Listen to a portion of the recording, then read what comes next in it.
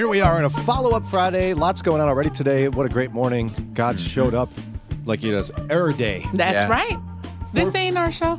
No, We're it's just God's here. show. So let me tell you, Janelle, you got a note. Yeah, Usually people write in and go, Brian, I got a problem with you. It was a long note, and it started off with, I got a problem with something Janelle said. And then I jumped around.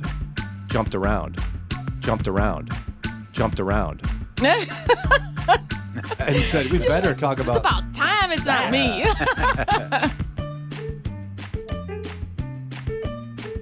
You know what we're about to do?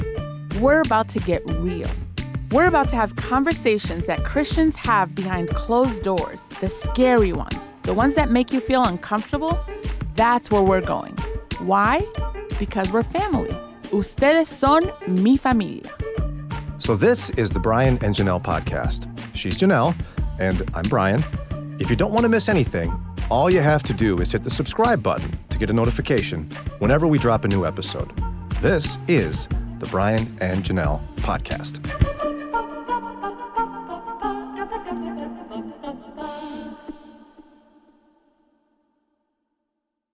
So Janelle, hello. Someone is saying, Janelle, you're wrong. And I've been waiting for this for years. A long time. Well, the day is here. So we got an email from Arthur Brown. He loves our show. Aww. And that was super cool. Yeah, I know, right? He loves the topics that we cover in our courageousness. I think he was talking about me when he said that. But he had an issue with our conversation with me, basically. We were talking about pro-life versus pro-choice, but specifically abortion and the woman and the baby. We were having a conversation about that. And he starts off by saying, my comments and the focus of this letter is in reference to something Janelle said in reference to the needs of women who find themselves pregnant and considering abortion. Yeah, and just as a side note, what we were talking about was all the losses in the Supreme Court tied to pro-life issues recently, in the last few weeks. And we were talking about a public opinion regarding abortion is moving further and further against Christian ideology and biblical thinking. And so what we were talking about is, do we need to rethink our strategy here in order to save babies? And you were talking about the mother. Yes, our strategy in particular being solely on protecting the baby's lives. But we were talking about whatever we're doing, it feels like we need to change because we're not getting the results that we want. So he said, the mom, potential mom, they need our help. Yes. They need our compassion. Yes, they do. They do not need to be judged or condemned. So he agreed. And I love that he saw the spirit of that the women need us and they need grace of God available in Christ Jesus. Absolutely. But then he said, they are not the priority.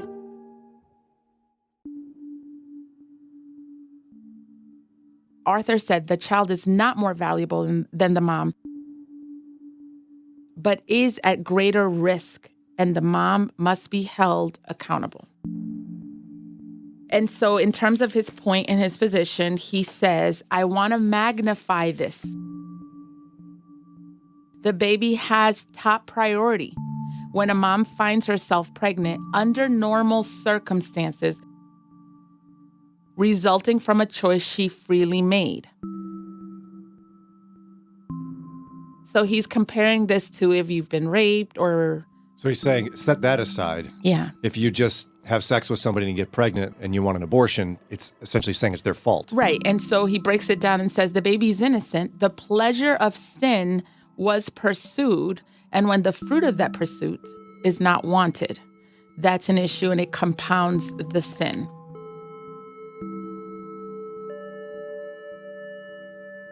But then he wanted to make sure to clarify, which I appreciate, because, Brian, a lot of people reach out to us and say, I disagree, and y'all said this.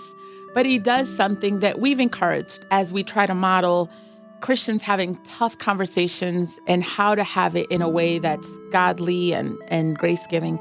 He said, I may have misunderstood.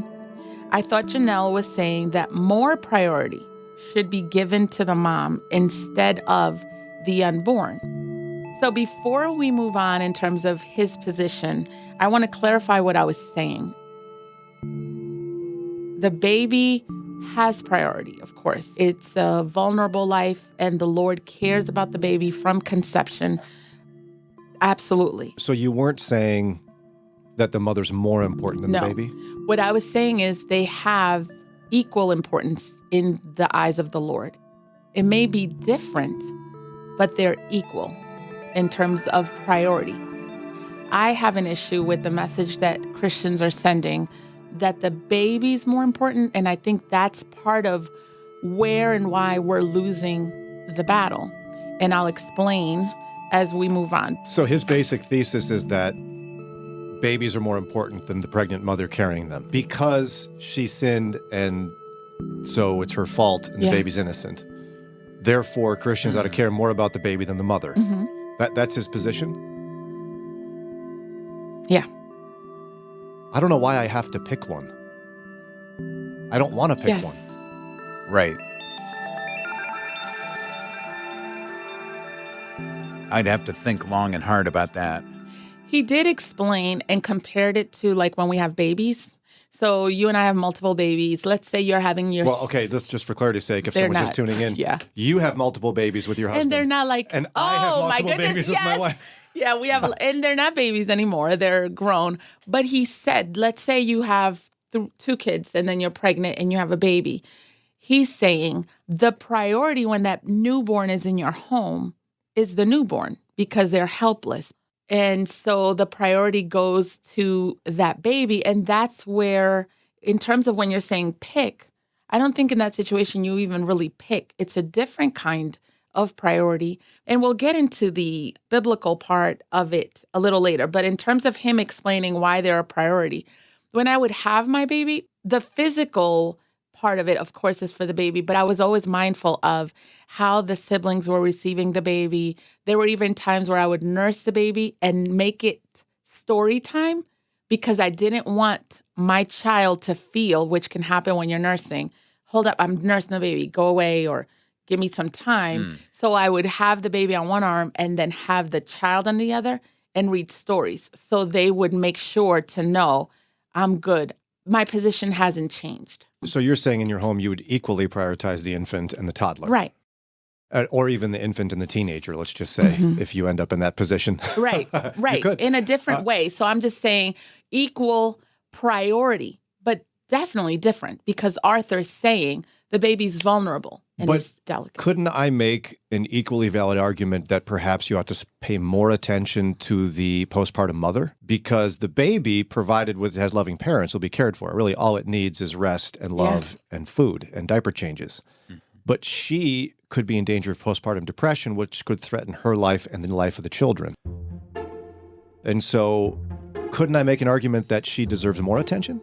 I think so. And as a woman that's had 6 kids, I actually wanted to start there and explain that more. Why that helps us win the battle when you do what you said and give more attention to the mom. Jamie in Pittsburgh, do you agree with Arthur that the baby has top priority? Well, this is a tough topic, and I'm not laughing about the topic. I'm just laughing because, Brian, you have redeemed yourself in my eyes. I have. For the Mother's Day comment that you made when you were saying it's not my responsibility to buy my wife a gift. Yes. Okay, so what did I do? When you said, what about the postpartum mother? I said, yes, Brian, yes. Hey, see? I'm not all bad. Yeah. I don't know, Janelle, you must be a saint, but I get super checked out when I am breastfeeding. And when I was breastfeeding and my toddler, he just wanted to be near me. He loved the baby. He loved me. And I was constantly saying, leave mommy alone. Yeah. Give mommy some space. Mommy's trying to feed the baby. Yeah. And so it was hard. Yeah, it is hard. It's very hard. But you're still mindful, Jamie, of both children, right? Absolutely. I learned that the hard way. When I had my second baby, the first one took it hard. And so I was just mindful of, it's not just the baby that's here, the newborn, but I also love and care about my other children, and they're vulnerable in different ways as well. What do you think, Jamie, about Arthur's comments in the context of abortion? Do we prioritize the unborn over the mom? Well, when you first mentioned it, I believe Christians do kind of prioritize the baby over the mom. And I kind of agreed with that comment. But like Brian said, it's something to think about long and hard because you want to value the mother's life as well and not shame the mother for their sins. Yeah. You know, Jamie, we were having that conversation off air just a minute ago that this is a tough one for those same reasons. Now, I know we all agree that we're all made in the image of God. Therefore, all life has that value to the Lord. So he loves the mother just as much as he loves the baby. And I think Arthur's point's a good one that, of course, the baby is exceptionally vulnerable, right? But I don't think we can then brush off the idea the mother isn't vulnerable. Right. And here's what I mean by that. I think the exception is the woman who goes, oh, whatever, I'm pregnant. I can't wait to go and destroy this thing.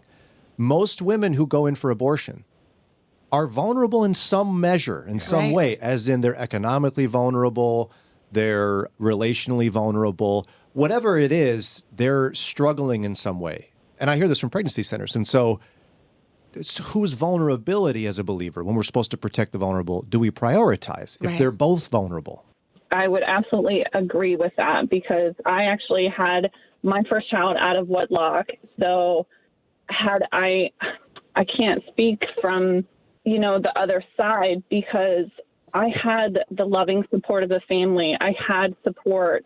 So abortion never once crossed my mind. Yeah. I was in a relationship with the father too. So had my circumstances been different, maybe it would have crossed my mind. Had I been struggling to survive myself or been in an abusive relationship, but I had support. So my heart goes out to those women who don't. Right. Yeah. And tied to that, and I appreciate your vulnerability on that, I have to wonder what message we send as believers if we're essentially saying the baby matters and the mom doesn't. And is that really the essence of pro-life? If we care about life, we care about her. And if we understand and recognize, obviously we care about the baby's life in the womb and when the baby comes out, what environment is that baby coming out in? If the mom feels like I can't do this, shouldn't that be part of us caring for the mom, right, Jamie? Yes, absolutely. I'm also involved in a lot of the local pregnancy centers, and that's something that they really talk about is supporting the mom, and we have programs in place that support the mom and the father and the family as a whole. So I think plugging those women into a local agency that is supportive will do great things. Jamie, have you called before? Maybe. Well, I'm so glad you called today, especially since Brian has redeemed himself and you made sure, because he needs redemption. Woo! Oh, all kinds. Thank you, Jamie, for calling. This text came in. You're not going to send her a mug? Oh, well, Jamie, what is she still on? Yeah, she's still there. Okay, Jamie. Oh, well, Jamie, do you want a mug? We haven't given you a mug, correct? Well, there you go. So hang on. You know why you're doing this, right? I Because she was like, Brian. I've redeemed myself. She deserves a prize for saying that. There you go. Don't stay on hold, and Kelly will get your information to send you our mug. Yeah, the 3rd edition collector's item, Brian and Janelle coffee tumbler, and courtesy of Scranton Road Promotional Marketing. Invest in the city. You stay on hold. Jamie will send that to you, okay? Thank you. Thanks so much, friend. Someone just sent a text saying, all are equal. He's quoting Galatians 3:28. There is no longer Jew nor Gentile, slave nor free, male or female, for you are all one in Christ Jesus. And saying all are equal, including the baby, including people who have sinned, the mom, because guess what? We're all sinners. Amen. But see, what's most interesting is Arthur thought that you said the mom is more important and you didn't. No, I didn't. And his response wasn't, they're both important. His response was, nope, the baby's the priority. The baby's a priority. The mother is not a priority. I was just surprised by that response. That's almost the other extreme. And it sounds very much like our message and the way the world's receiving it, which was part of my point that day. So what I did say is we should care more about the mom. And I can understand, Arthur, if you misunderstood that, I wasn't saying more for the mom than the baby, more than we are right now. Right. Oh, I see. That makes sense. What's happening right now is our message is we care about the unborn And we're saying that so loudly that if you do care about the mom, it's coming across like you solely care about the baby. And pro-life is about the womb, where I care about the mom, and I'm sure a lot of people listening, and the baby, and what happens to the baby when the baby's born. Is it well fed? What environment are they growing up in? One example about loving the mom and how that turns into loving the baby. When I had children, babies, one of the things that bothered me is how in the first few weeks, all people would ask me is, how's the baby? How's the baby? And I felt ignored. And there were, especially in those weeks where you're vulnerable and your hormones and all that, and you talked about postpartum blues or postpartum depression, and there were nurses that got it, and the first question would be, how are you doing? And that question obviously is about me, but it's about the baby. If I'm not well, that baby's not well. Right. Yeah. And see, we didn't even think about that perspective until Sarah struggled with postpartum depression. And it was in the aftermath of it. Praise the Lord, she came through it. But we became almost, and with the later pregnancies, more concerned about her. Because we were like, listen, the baby's going to be fine. Yeah. They're healthy when they're born, so we'll feed them and all that. But are you okay, Sarah? That was what we were really focused on. Anyway. Deborah in Cleveland, what are your thoughts? Janelle, you are spot on. I have an interesting story, but you're right. One of the reasons why the pro-life movement turns a lot of people off is it almost seems to ignore the mother totally. Yeah. She just happens to be carrying around a uterus. Yes. Yes. And that just does not build empathy if you want somebody to join your movement. It just doesn't. Oh, I love that. Yes, Deborah.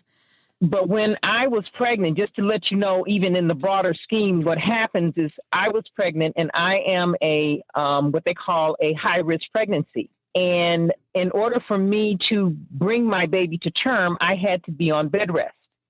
Well, in order for the insurance to honor my disability request to stay off work, they had to determine that it was me that was in danger. They weren't concerned about whether or not the baby was in danger. I had to determine that it was my health that was the problem.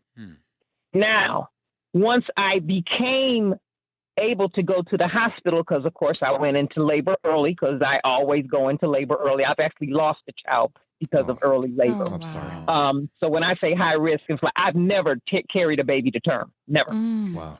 And so when I went to the hospital, I was in contractions and it was early. But at that time, it switched and they said, we've got you, but you've got the baby. So we need you to stay in contractions for a long time because that baby needs to stay in you as long as possible. And so I was in labor for 32 hours to give this baby more time. God bless you. Janelle wasn't in labor that long. Right. So I've been on both sides of it. The insurance company was more concerned about me. The hospital knew I was going to be okay, but they said, we've got to look at giving this baby more time in the womb. So it's not as simple as the people who seem to march outside with these pictures of a uterus and all this other stuff. It's bigger and more nuanced than that. And I think if you want people to join the pro-life movement and understand that, we have to take a more nuanced approach because it does involve the mother and the child. Yeah, and that was the point we were making a few weeks ago, was when we're up against multiple Supreme Court defeats when it comes to putting up obstacles to abortion and trying to promote a pro-life cause, and we have public opinion, the vast majority of the public being comfortable with abortion, if we keep doing the same thing expecting a different result, that's called insanity. Right. And so if our goal is to protect babies, do we have to rethink our strategy to do so? And I think, Deborah, there's even a new layer to that. And here's the new layer.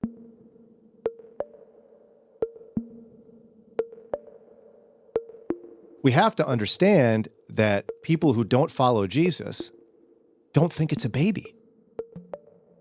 It's like talking two different languages. You're protecting something that they're thinking that's not even a thing, right? Yeah. And so they're consumed with their circumstances. So could we save more babies if we paid special attention to mothers, since they don't even agree with us it's a baby? That's right. Right. And if our goal is to save babies, even though it might not feel right to care more about the mom than the baby, if it saves more babies, why not do it? Right. That's my theory, Right. at least. Yeah. You've got to have a more nuanced approach. And Yes. for other people who accept that it's a baby and they're going through this with fear and trepidation and Yes. all this anxiety, then we have to send the message that we care about you after the baby is here. Hello. And that's not happening enough, Deborah. Yeah. Yeah. It's like, okay, I brought the baby here. Now you're gone. The flag, the banners are gone. The chanting That's right. is gone, and I'm stuck. And you'll even hear people arguing about, well, go to work or you're not working hard. And like you hear that. And so it's conflicting with our message about gospel, about really pro-life. Do you care about my 5-year-old that needs lunch at school? I do want to mention there are people that have been doing it. I've mentioned Alternative Term in the Heights area. We're involved with Cleveland Pregnancy Centers. Yes, there's Micah 6-8. It's an RV where they actually, if the woman does keep the baby, they walk with her.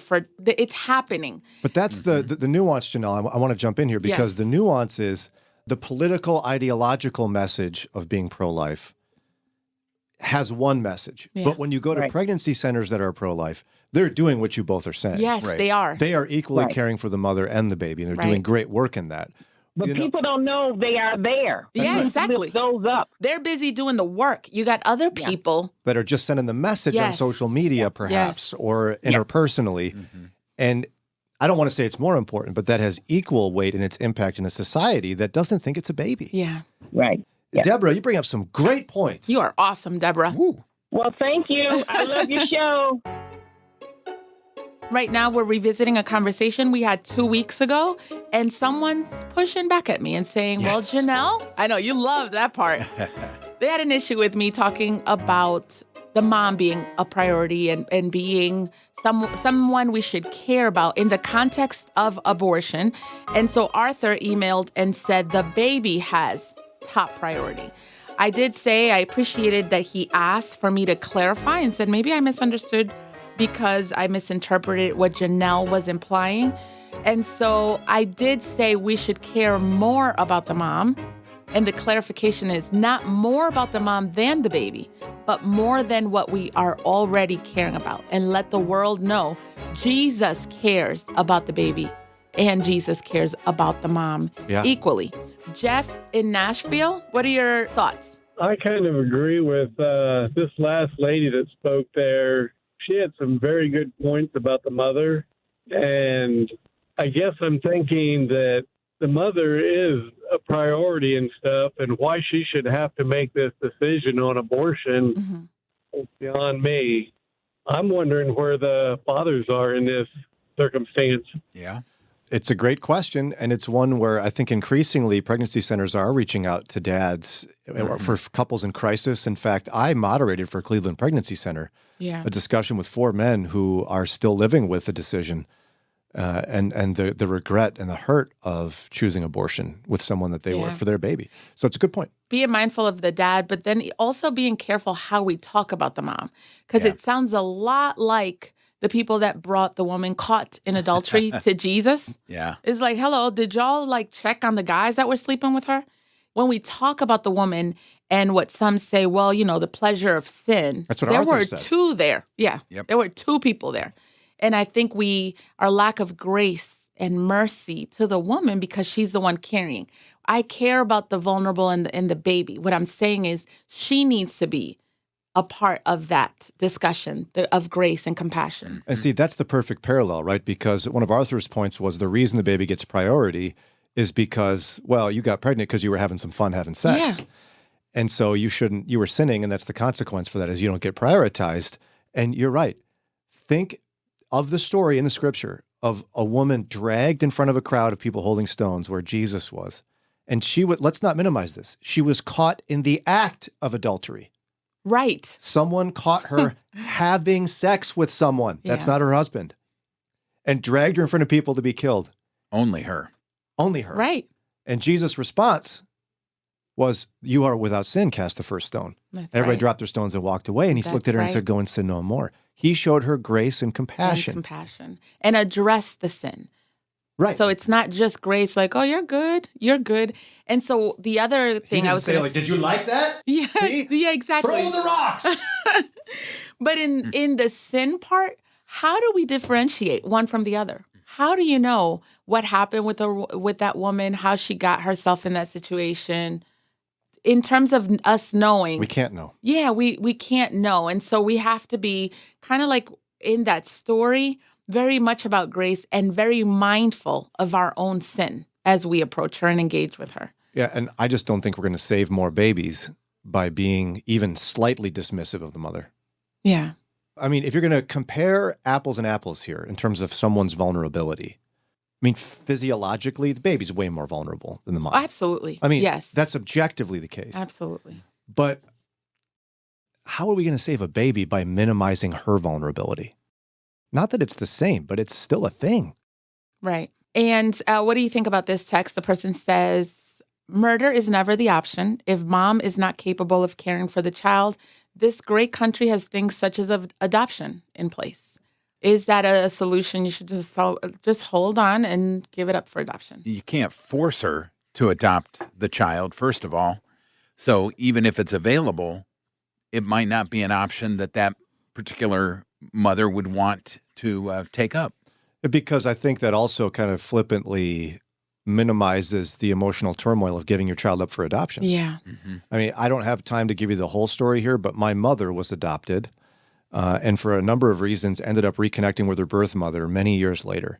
And her birth mother carried the pain of giving up her daughter for so many years that when they finally reconciled and found each other like 25, 30 years later, her birth mother still had the address of the adoption agency that was all the way across the country in her wallet. I mean, I don't want to look at a pregnant woman and go, just give it up. Yes. Because that removes the emotional pain of doing so. We just assume that if you're willing to kill the baby, you're going to give it up apathetically. Right. And I think that's dismissive of the motive of why she's at that place. And as we're mindful of that, it maximizes where we can come in. If we care about the baby, then it should be about caring for his or her mom and empowering her to care for and stay with the baby. It's a unit. It should be looked at as a unit. A family is a unit. So think about the dad, think about the mom as you love and care and protect the baby. Are you happy now that I had to Yeah, it's about time Yeah, somebody it's agreed with you. Usually I'm doing that. Oh my goodness. Sorry we couldn't get to everybody's calls and comments, but again, Janelle's right. Go to Facebook and YouTube. We'll be live continuing this discussion here. We'll keep talking about this issue tied to abortion on Brian and Janelle overtime. That's right. We'll share some of your texts there and we'll continue the conversation. If you're on YouTube, you can comment. We see your comments and you can be part of the discussion. And also go to Facebook, look up Brian and Janelle for Overtime at 9:05. Hasta luego, familia.